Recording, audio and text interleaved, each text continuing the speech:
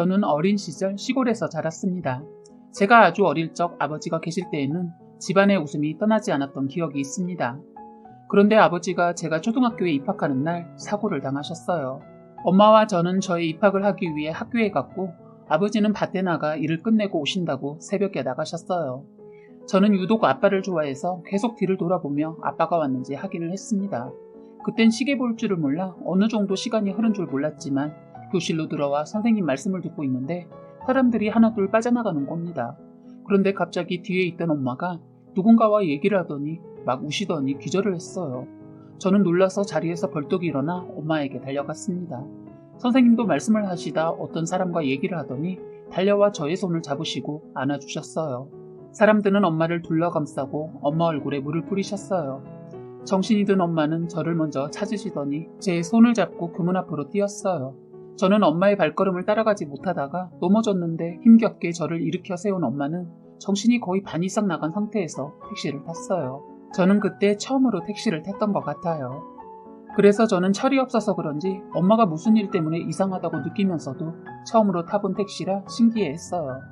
엄마는 울먹이는 목소리로 택시기사 아저씨한테 저희 동네로 가자고 했습니다. 저희 학교는 저희 동네에서 꽤 먼 거리에 있는 곳이었는데 택시를 타고 가니 금방 도착을 했어요. 어렸지만 제 기억에 또렷이 남아있는 것이 경찰과 사람들이 엄청 많이 신장로에 나와 있었어요. 경찰하면 좀 무서워했던 터라 엄마 곁에 바짝 붙어서 동네로 들어가려 하는데 동네 사람들이 울고 있었습니다. 엄마 손을 놓고 집으로 가려고 엄마 손을 놓으려고 하는데 엄마가 제 손을 어찌나 세게 잡는지 손에 피가 통하지 않을 것 같아서 아팠어요.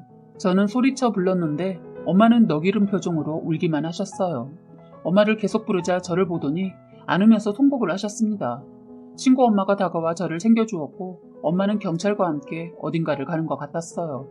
그때 저는 엄마가 큰 죄를 져서 엄마를 경찰이 잡으러 온 것이라고 생각했습니다. 그런데 그때 아줌마끼리 하는 말이 저희 아빠가 경운기 사고를 당했다는 겁니다. 그런데 더 충격이었던 것은 아빠가 경운기에 끼어서 돌아가셨다는 거예요. 믿어지지도 않았고 너무 슬프고 그 감정을 어떻게 설명을 못하겠네요. 설도 없고 어리광만 피우던 제가 그때 죽음이라는 것을 처음 받아들이면서 충격의 말을 잃어버렸어요. 저는 한동안 말을 하지 못했습니다. 그래서 학교도 1년을 가지 않았고 엄마 또한 알아누우셨어요. 오로지 제 팬이었던 아빠가 하루아침에 사라져서 제가 우울증 같은 것도 느낀 것 같아요. 제가 실어증이 오자 엄마는 그때 자리를 털고 일어나셔서 저를 보살피기 시작했습니다. 아빠가 늘 안아주고 목마 태워주시고 업어주시던 것을 엄마가 해주셨어요. 병원을 다니면서 저는 가족들의 많은 도움으로 완쾌를 했어요. 그런데 참 밝았던 저는 소심하고 숫기 없는 애로 변해버렸습니다. 할머니, 할아버지, 엄마도 있고 언니, 오빠도 있었지만 저는 자라면서 늘 아빠의 빈자리를 누군가에게서 찾으려고 했던 것 같아요. 저는 고등학교를 졸업하고 바로 취직하면서 들어간 직장에서 아빠 같은 남자를 만났습니다. 첫 만남부터 운명이라고 느꼈던 것 같아요. 서로의 끌림으로 3개월 연애를 하고 저는 어린 나이인 20살과 27살의 남편과 결혼을 했어요. 엄마는 제가 늘 어두워 보여서 걱정하셨는데 남편을 만나고 나서부터 밝아져서 어떠한 고민도 하지 않고 제가 원하는 결혼을 하라고 하셨어요. 저는 너무 이른 나이고 짧은 연애였지만 결혼을 했습니다. 시댁에서도 반대는 없었어요. 남편이 막내였기 때문에 저희가 사는 것에 전혀 관심도 없고 간섭도 없었습니다. 그런데 그런 말을 하더군요. 살다가 힘들어도 절대 손 내밀지 말라고. 그 말을 들었을 때 서운하더라고요. 솔직히 살다가 힘들 때가 있잖아요. 미리 못 박아두는 게 내심 서운하고 완전 남보다 못하다는 생각이 들었어요. 시어머니 행여나 돈 얘기 나올까봐 벌벌 떨었어요. 힘들 때 저희 보고 대출 받아서 갚으면서 살라고 자기한테는 말도 꺼내지 말라고 하더군요. 남편은 좋은데 시어머니가 마음에 안 들었어요. 뻔한 저희 형편 알아서 그런지 행여나 돈 얘기 나올까봐 연락도 안 하는 걸 더 좋아하셨어요. 저희는 그렇게 시댁 도움 하나도 안 받고 남편이 어느 정도 돈을 모아둔 돈으로 월세를 살려고 했는데 친정엄마가 그러면 돈 못 모은다고 하시면서 돈을 보태주셔서 전세로 자그마한 방 한 칸 있는 집에서 신혼을 시작했어요. 저희는 알콩달콩 둘이서 행복하게 살다 아이도 바로 가져서 첫째 아들을 낳았습니다. 남편은 저희 아빠처럼 너무 자상하고 듬직하게 저에게 큰 울타리가 되어주었어요. 저는 엄마가 예전에 아빠의 갑작스러운 죽음으로 인해 경제적인 어려움을 겪은 것을 보아왔기 때문에 저는 결혼해서 제일 먼저 했던 것이 보험을 가입하는 것이었습니다. 쓰는 것을 줄여서 조금 심하다 싶을 정도로 보험 가입을 해두었어요. 아이가 생기다 보니까 책임감이 더 느껴지고 잘은 모르겠지만 뭔지 모를 이 행복이 불안했어요. 그 불안이 어떻게 보면 트라우마 같은 건데 내 행복을 누가 시샘할 것만 같았습니다. 왜냐면 너무 행복했거든요. 그리고 이런 행복 속에서도 또 하나 늘 불안했던 것이 안전에 대한 강박이었습니다. 남편이 회사 가고 떨어져 있으면 불안했습니다. 아이를 가지고 나서는 아이가 있어서 그런지 점점 조금 덜 하다가 아이가 태어나고 나서부터는 거의 사라졌어요. 아무래도 육아에 지쳐서 하루하루 보내다 보니 그렇게 됐던 것 같아요. 그러다 바로 둘째를 가졌어요. 육아가 힘들었지만 선물 같은 둘째 임신도 너무 좋았습니다. 저희는 정말 열심히 살았어요. 남편이 원하던 딸을 낳았을 때 남편은 고맙다고 하면서 울더군요.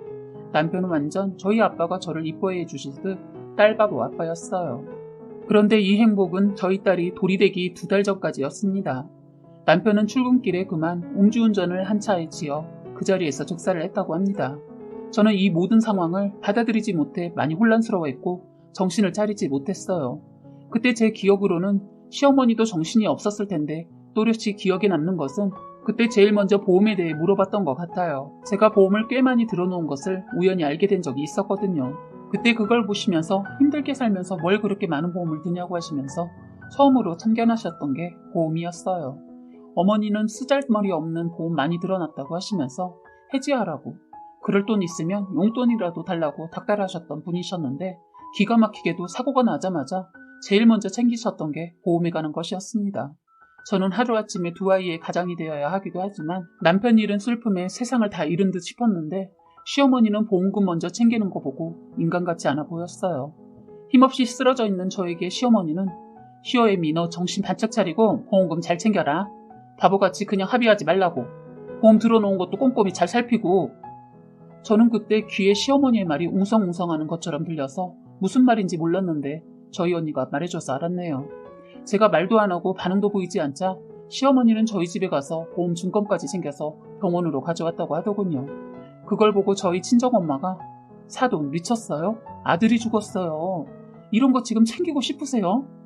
엄마가 한 소리 하니까 시어머니 한다는 소리가 이미 죽은 놈은 죽은 놈이고 산 사람은 살아야지 않아요?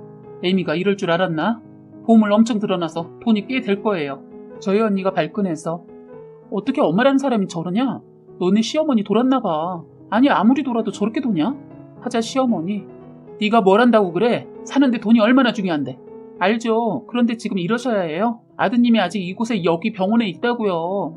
하니까 내 아들이고 내 아들이 나에게 남겨두고 간 선물이야. 니들이 간섭할 게 아니라고.